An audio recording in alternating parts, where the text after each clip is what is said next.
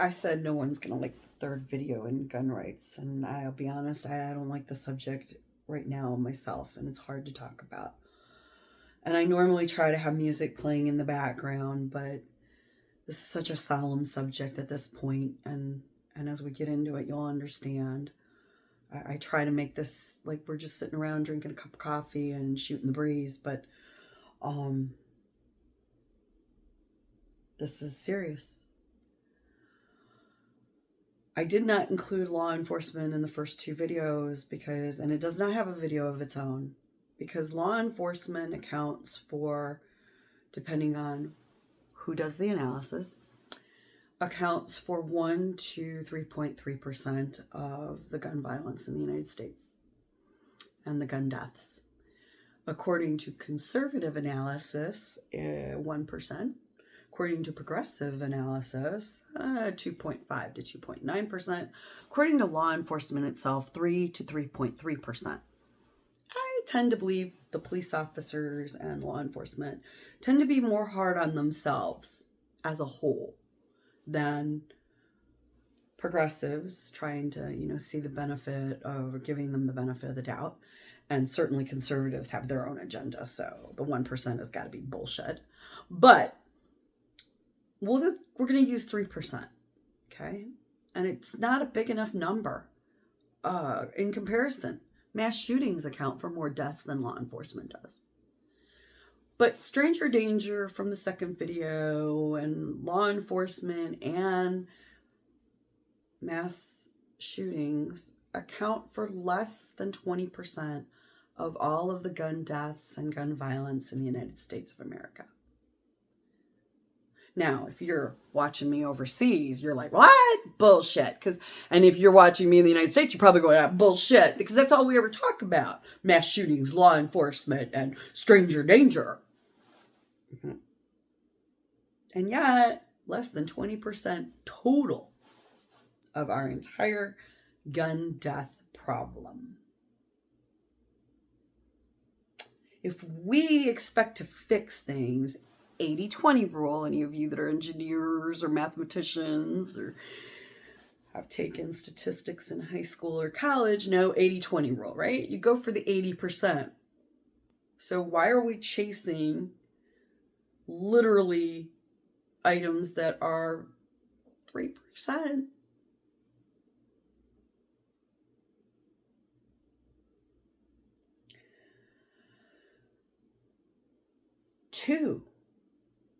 Two things make up 81% of the gun deaths in this country. And it's not one of those three that we just recapped. The second largest gun death issue in our country is 21% of all gun-related deaths. 21%. Sounds significant, doesn't it? 21%? It's number 2. But it's 21%. It is more than mass shootings, law enforcement deaths, related deaths, and stranger danger deaths, and gang-related violence, all added together. 21%. Got a guess? Domestic violence. Domestic violence in the United States of America accounts for 21% of all gun deaths. It is one of those weird things, domestic violence. When I looked at the statistics, comparing race and everything else, it's all the same. Percentages race-wise. Counts, of course. White people make up 70% of the population. So by count, whites account for the mass majority of domestic violence killings. But by percentage, it's the same. This isn't shocking to anyone that's ever dealt in domestic violence, I'm sure, because that's been consistent for decades. But domestic violence still accounts for 21% of the gun violence deaths. And here's the thing. In 1990, because I liked the 1990 statistic just for a nice round number, 25%. It's almost like we don't give a shit about domestic violence. Huh. It might be because that conservative side of the fence keeps blocking the Domestic Violence Act against women over and over and over again. It was first passed in 1993. But that one side, boy, they just want to end women's rights, don't they? Here's a big shocker for some of you that want to end women's rights. 1/3 of those 21% are women killing men. Why is it 1/3? Women getting tired of being punching bags? The irony, of course, is I know a woman who was hospitalized multiple times by her husband, almost always carries a gun on her, and has never shot him.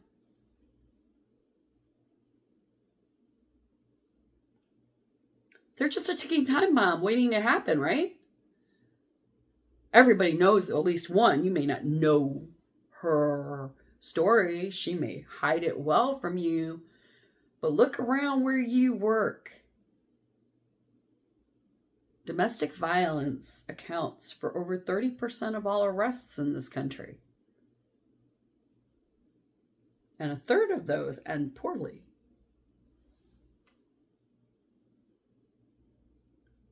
Sorry, 2/3 of those end poorly. So look around your office. For every 10 people you see in your office, up to 3 of them are potentially in domestic violence situations. Talk about bringing it home, boys and girls.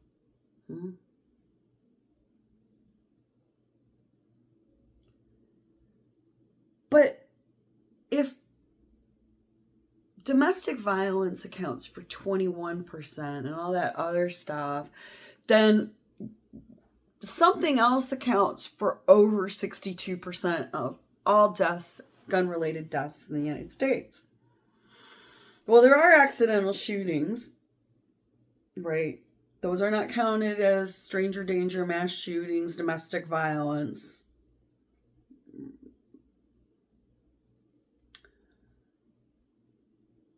You would think those would be large, right? No, they're not stranger danger, guys getting in arguments or some bullshit like that. You'd think that's huge, right?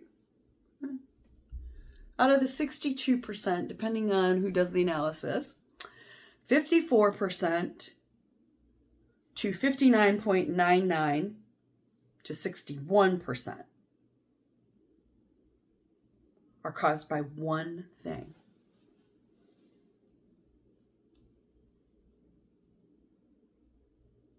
Got a guess? If you said suicide, you are correct. Suicide accounts for 60% of gun violence in the United States. Suicide.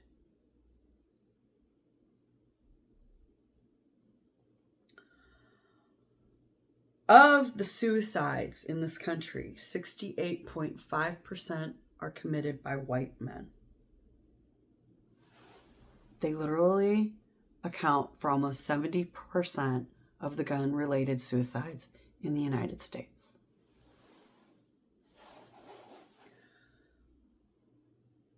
I'm not picking on you fellas, but white men account for 1/3 of the gun deaths in this country alone, just by suicide.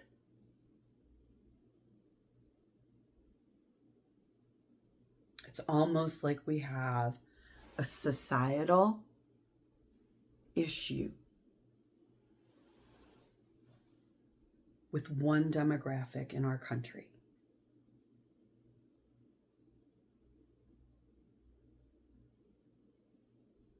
I have 3 white boys as children, grown men.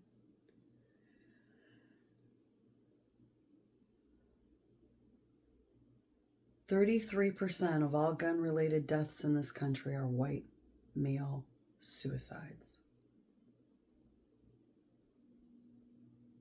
And the demographic is not the same across the board by race. In fact, Black men are 1/3 of that. 1/3 comparatively of Black men commit suicide by gun. Hispanic men, less than half in comparison.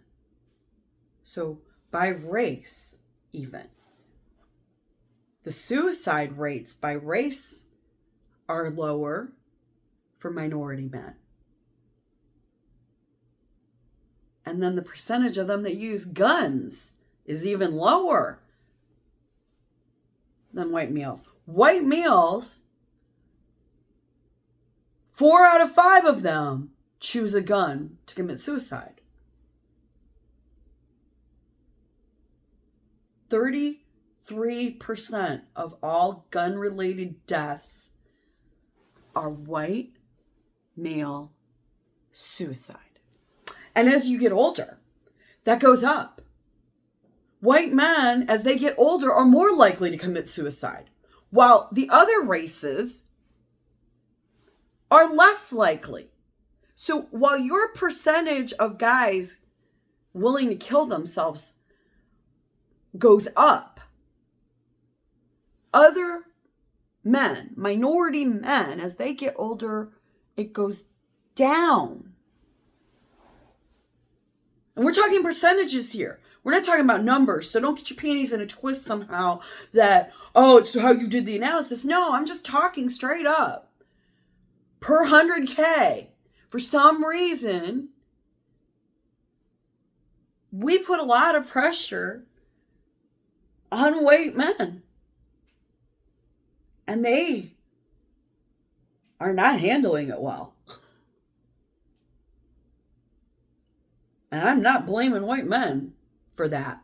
I'm blaming us as a society. And telling them that you're going to re-elevate them makes them more angry and more likely to do stupid shit. We keep telling white men they're the victims. Certainly half of the population, half of this country, 56% of white women say white men are being victimized. Well, that's working out really well for us, ladies. They're killing themselves. They account for 33% of all gun deaths by suicide, all by themselves.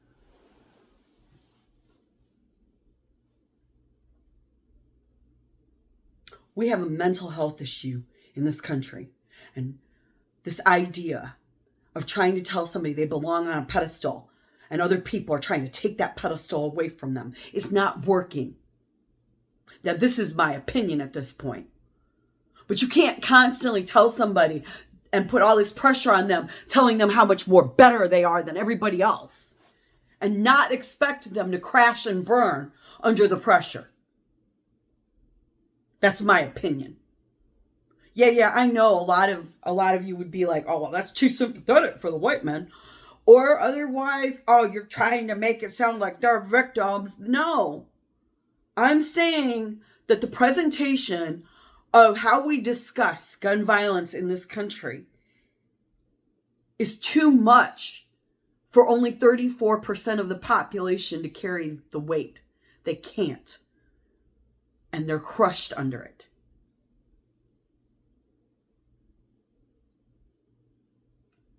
Does that mean that we give away minority rights and women give up our fight for our rights? No, that is not what I'm saying. What I am saying is how we have been telling these young men, grown men, all the way to boomer men. Boomer men are the highest likely to commit suicide by gun. The older they get, the more likely they are. But their overall percentage is massive.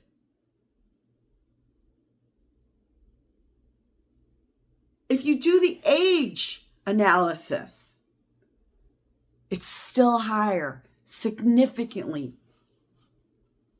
for young white men.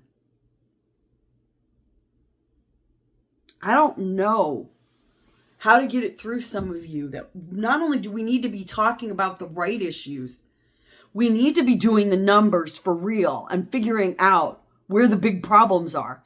Because a third of the gun deaths in this country are suicides by one demographic.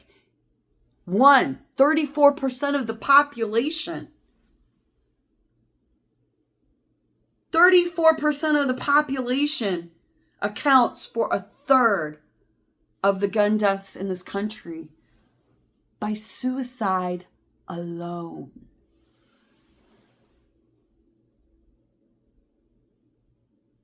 DV is the second issue. But if we don't start addressing and talking about these gun-related issues where we can actually make a dent and fix things, keep talking about mass shootings, keep talking about law enforcement deaths, keep talking about, stranger danger. Meanwhile, 81% of the deaths in this country by gun are two subjects we barely talk about: suicide and domestic violence.